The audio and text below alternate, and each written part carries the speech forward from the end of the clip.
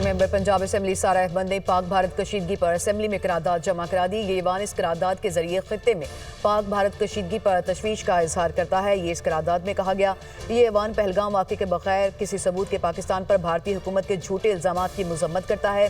भारत की जानिब से सिंतास मुआहदे की मुअत्तली सिफारती ताल्लुकात में तनाव आलमी कवानीन की खिलाफ वर्जी है। ये भी इस करारदाद में कहा गया।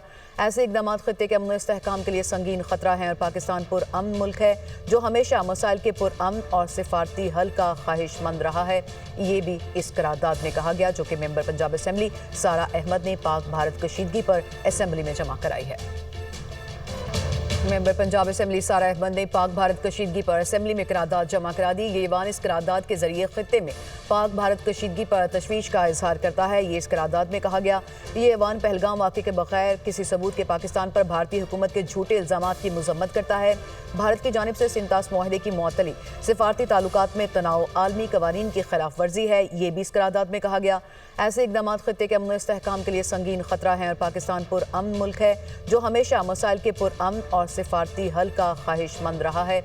ये भी इस करारदाद में कहा गया, जो कि मेंबर पंजाब असेंबली सारा अहमद ने पाक भारत कशीदगी पर असेंबली में जमा कराई है।